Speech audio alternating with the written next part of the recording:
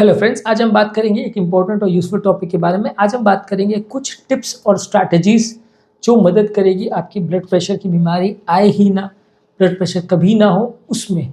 काफ़ी लोग हमसे पूछते हैं कि आप ट्रीटमेंट की दवाइयों पर बहुत फोकस करते हैं, दवाइयों के बेनिफिट्स और इस नुकसान पर बताते हैं। ये सब पर आपने बहुत सारे वीडियोज़ किए हैं। हाइपरटेंशन, डायबिटीज़ और ये सारे ट्रीटमेंट और थेरेपेटिक लाइन्स पर बहुत डिस्कशन हो चुका है अलग अलग वीडियोज़ में। लेकिन प्रिवेंटिव टिप्स पर हम उतना ज़्यादा फोकस नहीं करते, उतने वीडियोज़ नहीं हैं। तो आज स्पेसिफिकली आज का वीडियो हाइपरटेंशन के प्रिवेंशन के टिप्स पर है। इसमें आप सारे टिप्स को फॉलो करेंगे तो आपको ऐसा नहीं गारंटी करूँगा कि बीपी कभी नहीं होगा, पर आपको काफ़ी मदद मिलेगी और ब्लड प्रेशर होने के या उससे दवाइयों की रिक्वायरमेंट में काफ़ी फ़र्क पड़ेगा और long term BP related problems होने का चांस या कॉम्प्लिकेशन होने का चांस काफ़ी हद तक कम हो जाएगा। टॉपिक पर जाने से पहले जो लोग हमारे चैनल पर नए हैं उन्हें रिक्वेस्ट करूँगा कि चैनल को सब्सक्राइब करके हमें इंस्पायर और मोटिवेट करें और हमारे वीडियोज़ को ज़्यादा से ज़्यादा लाइक और शेयर करें। सबसे पहला हाइपरटेंशन को से बचने के लिए इंपॉर्टेंट टिप है कि हेल्दी बॉडी वेट मेंटेन करें। अगर आपका बॉडी वेट हेल्दी है तो ये एक बहुत इंपॉर्टेंट रिस्क फैक्टर है ब्लड प्रेशर बढ़ाने में। जो लोग का वजन ज़्यादा है उनको ब्लड प्रेशर होने का चांस ज़्यादा है, उनको मेटाबॉलिक प्रॉब्लम्स होने का चांस ज़्यादा है, किडनी का प्रॉब्लम, हार्ट का प्रॉब्लम, डायबिटीज़ का प्रॉब्लम होने का चांस ज़्यादा है। अगर आपका बॉडी वेट हेल्दी है, अच्छा है, बहुत दुबले भी नहीं होना है, बहुत मोटे भी नहीं होना है, बैलेंस करके आप चलेंगे तो आपको ज़्यादा अच्छा रिस्पॉन्स या रिजल्ट मिलेगा। जो लोग का भी बॉडी वेट आइडियल है, अच्छा है, वो हाइपरटेंशन से अच्छे मैनेज कर सकते हैं। रिजल्ट्स आपको लॉन्ग टर्म दवाइयों का भी अच्छा मिलेगा और दवाई की ज़रूरत भी कई बार कम पड़े अगर आप रेगुलर एक्सरसाइज करें तो। नेक्स्ट है कि हेल्दी डाइट अडॉप्ट करिए। हाइपरटेंशन संबंधी डैश डाइट पर हमने ऑलरेडी वीडियो किया है। डैश डाइट का मतलब है dietary approach to stop hypertension. ये बेसिकली ब्लड प्रेशर कंट्रोल करने के लिए डाइट है। इस पर डिटेल वीडियो हम ऑलरेडी चैनल पर कर चुके हैं, इसका लिंक मैं आई बटन में छोड़ दे रहा हूँ, आप इसे चेकआउट करिए। और इसके अलावा वो आपके डाइट में सोडियम इंटेक को कम करिए। सोडियम आप कम करोगे, नमक को कम करोगे या सोडियम के सब्सटीट्यूट्स लोगे जैसे कि पोटाशियम सॉल्ट्स है या सेंधा नमक वगैरह, इसको आप अगर लेते हो तो उससे आपका ब्लड प्रेशर कम होने में मदद मिलती है। जितना ज़्यादा आप सोडियम लोगे उतना ब्लड प्रेशर बढ़ेगा। इसके अलावा बहुत ज़्यादा सैचुरेटेड फैट्स भी मत लीजिए। सैचुरेटेड फैट्स भी ब्लड प्रेशर को बढ़ाने में खराब रोल प्ले करते हैं। जितने मेटाबॉलिक प्रॉब्लम्स है वो सैचुरेटेड फैट से रिलेटेड होते हैं। आप अगर ब्लड प्रेशर को अच्छा कंट्रोल करना चाहते हैं तो सैचुरेटेड फैट्स और कोलेस्ट्रॉल वाली चीज़ों को कम करने का प्रयास कीजिए। साथ में एक इम्पॉर्टेंट और भी ज़रूरी चीज़ है कि शुगर को भी और कार्बोहाइड्रेट को भी कम करिए। जो भी चीज़ में शुगर ज़्यादा है वो भी ब्लड प्रेशर को डायरेक्टली या इनडायरेक्टली बढ़ाती है। शुगर ज़्यादा खाओगे तो डायबिटीज़ ज़्यादा होगा, वजन ज़्यादा बढ़ेगा, मेटाबॉलिक प्रॉब्लम ज़्यादा होगी तो ब्लड प्रेशर भी बढ़ेगा। तो इसको भी आपको कंट्रोल करना है। तो डाइट में सोडियम कम, शुगर कम, कोलेस्ट्रॉल कम और सैचुरेटेड फैट्स कम, ये सारी चीज़ों का आपको ध्यान रखना है। ओवरऑल दिन भर में आप जो भी खाना खा रहे हो उसमें सोडियम सबसे कम रखना है। ये सिंगल मोस्ट इंपॉर्टेंट चीज़ है, इसलिए दोबारा से बोल रहा हूँ, कोई भी चीज़ों में जो एक्स्ट्रा नमक आप डालते हैं उसको बिल्कुल बंद कर दीजिए और खाने में भी जो नमक डाल रहे हैं उसको भी कम रखिए। जितना कम रखें नमक उतना अच्छा है। वेस्टर्न गाइडलाइंस रिकमेंड करती है दिन भर में 1.5 से 2 ग्राम नमक होना चाहिए। हमारी नॉर्मल इंडियन डाइट में वैसे भी 8 से 12 ग्राम नमक वैसे भी होता है, तो आप जितना कम नमक को रखेंगे उतना आपको ज़्यादा अच्छे रिजल्ट्स मिलेंगे। नेक्स्ट है कि एक्सरसाइज रेगुलर बेस पे करिए और ज़्यादातर एरोबिक एक्सरसाइज पर फोकस करिए। Walking, running, jogging, swimming, cycling, dancing, ये सारी तरह की एक्सरसाइज करिए तो इससे आपको ज़्यादा अच्छा रिस्पांस मिलेगा। और हफ्ते में एटलीस्ट 150 मिनट या दिन में एटलीस्ट 30 मिनट आपको एक्सरसाइज करना चाहिए। हफ्ते में 5 दिन पर वीक मिनिमम करना चाहिए। मैं ज़्यादातर रिकमेंड करता हूँ कि डेली करिए और हफ्ते में एटलीस्ट 1 घंटे, मतलब डेली एटलीस्ट 1 घंटे करिए। हफ्ते में एटलीस्ट आपको 5 दिन के बदले 6 या 7 दिन आप ज़्यादा एक्सरसाइज करें तो ज़्यादा अच्छा है। एक भी दिन मिस आउट ना करें तो ज़्यादा अच्छा है। फिर भी अगर आप एक आध दिन रेस्ट लेना चाहो तो एक्सेप्टेबल है, लेकिन जितना आप कंसिस्टेंट रहोगे, जितना विग्रस रहोगे और जितना ज़्यादा टाइम एक्सरसाइज करोगे उतना ज़्यादा आपको ब्लड प्रेशर कंट्रोल करने में रिस्पॉन्स अच्छा मिलेगा। नेक्स्ट है कि अल्कोहल की आदत मत डालिए। अल्कोहल ज़्यादा मात्रा में लेने से ब्लड प्रेशर को बढ़ाता है। अगर आपको ब्लड प्रेशर का प्रॉब्लम है तो अल्कोहल को मत ही लीजिए। अगर लेने की आदत भी है तो महीने में 2-4 बार अगर आप ले तो ज़्यादा अच्छा है, पर जहाँ तक पॉसिबल है अगर आप इससे बचे तो ज़्यादा अच्छा है। उसी तरह से स्मोकिंग को भी बंद रखिए। स्मोकिंग भी बॉडी में स्ट्रेस हार्मोन्स को एक्टिवेट करता है, बॉडी में वैसोकंस्ट्रिक्शन होता है जिसकी वजह से हार्ट अटैक आने का चांस या ब्लॉकेज होने का चांस या ब्लड प्रेशर बढ़ने का चांस कई गुना बढ़ जाता है। तो स्मोकिंग भी अगर आप बंद रखेंगे तो उससे आपका बीपी रिलेटेड प्रॉब्लम कम होगा। नेक्स्ट इंपॉर्टेंट टिप है कि स्ट्रेस को मैनेज करिए। अगर आप मेंटल स्ट्रेस को कम रखते हैं, चाहे yoga, meditation, deep breathing, exercise, pranayama, ये सब करके मेंटल स्ट्रेस को कम करते हैं, स्ट्रेस हार्मोन्स को कम करते हैं, नींद अच्छी रखते हैं, तो उससे भी ब्लड प्रेशर कम होगा।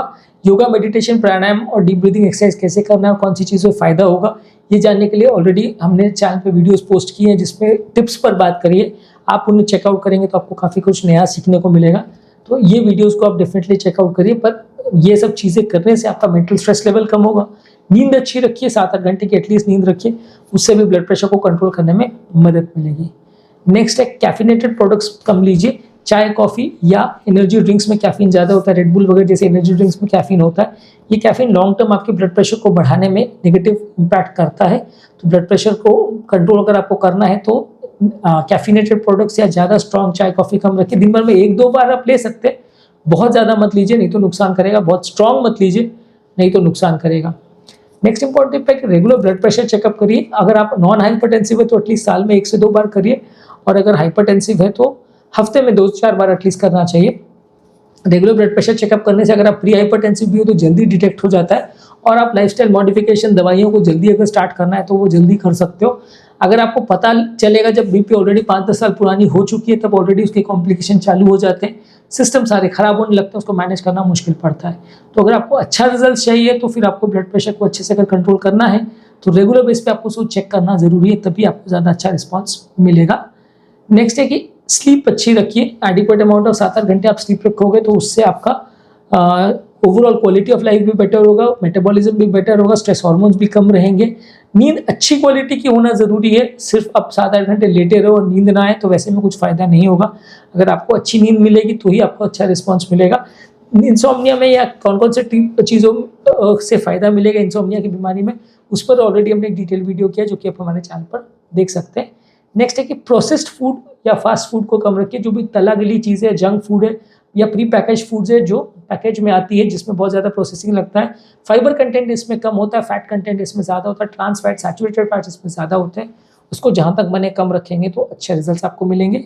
पोटाशियम इंटेक आप बढ़ा सकते हैं, सोडियम के बदले पोटाशियम लीजिए। बहुत ज़्यादा पोटाशियम अगर किडनी का प्रॉब्लम है तो आपको नहीं लेना है, क्योंकि पोटाशियम किडनी वाले पेशेंट में टॉक्सिक इफेक्ट करता है और पेशेंट को उल्टा नुकसान करता है। तो अगर किडनी का प्रॉब्लम है तो पोटाशियम मत लीजिए, अदरवाइज आपको ज़्यादा पोटाशियम लेना है तो उससे फ़ायदा मिलेगा। एनर्जी ड्रिंक्स अवॉइड करिए जहाँ तक पॉसिबल है।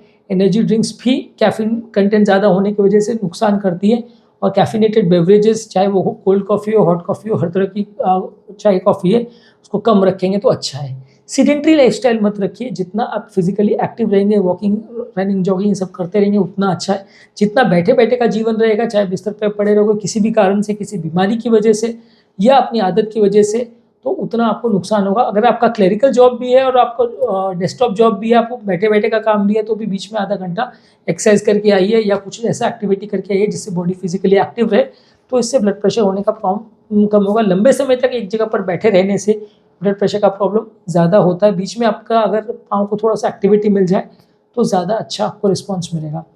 प्रेगनेंसी में जिन लोगों को ब्लड प्रेशर का होने का चांस है या प्रॉब्लम है तो उनको अल्कोहल अवॉइड करना चाहिए। प्रेगनेंसी में ज़्यादा ध्यान रखने की ज़रूरत है, बार बार मॉनिटरिंग करने की ज़रूरत है, क्योंकि प्रेगनेंसी में खासकर उम्र दराज पेशेंट में जब प्रेगनेंसी होती है तो बीपी का चांस ज़्यादा होता है, तो उसमें और ज़्यादा सावधानी रखने की ज़रूरत है, नहीं तो ब्लड प्रेशर बढ़ जाएगा और आपको फ़ायदा होगा नहीं, नुकसान उल्टा हो सकता है।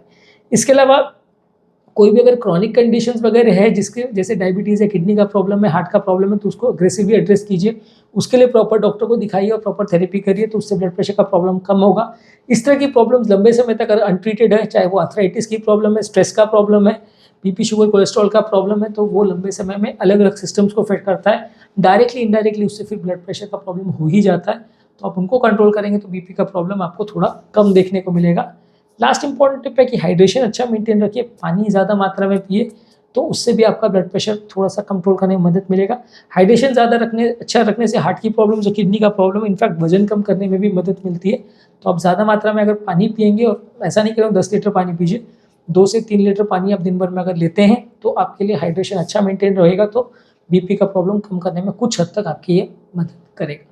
तो आज के टॉपिक में हमने बात करी कौन कौन से टिप्स से आप ब्लड प्रेशर की बीमारी को प्रिवेंट कर सकते हो, उसके आने के चांसेस को कुछ हद तक कम कर सकते हो, बीमारी से बच सकते हो। इन सारे टिप्स को अगर आप फॉलो करेंगे तो बीपी होने का चांस काफ़ी हद तक कम हो जाएगा। पूरा जीरो होगा ऐसा नहीं कहूँगा, पर काफ़ी कम हो जाएगा। जो लोग हमारे चैनल पर नए हैं उन्हें रिक्वेस्ट करूँगा चैनल को सब्सक्राइब करके हमें इंस्पायर और मोटिवेट करें। और हमारे चैनल पर हाइपरटेंशन से रिलेटेड हमने ऑलरेडी काफ़ी वीडियो किए, पूरा प्लेलिस्ट अवेलेबल है, तो आप उसे चेकआउट करें। हाइपरटेंशन से रिलेटेड, डायबिटीज़, कोलेस्ट्रॉल, हार्ट की बीमारी, ये सब के भी पूरे प्लेलिस्ट है। किडनी की बीमारी का भी प्लेलिस्ट है, उसे भी आप चेकआउट करें तो आपको काफ़ी इंपॉर्टेंट यूजफुल वीडियोस मिलेंगे। हाइपरटेंशन के इंपॉर्टेंट वीडियोस और उनके प्लेलिस्ट के लिंक मैं कमेंट सेक्शन और डिस्क्रिप्शन बॉक्स में छोड़ दे रहा हूँ, आप उन्हें डेफिनेटली चेकआउट करें तो आपको फ़ायदा मिलेगा।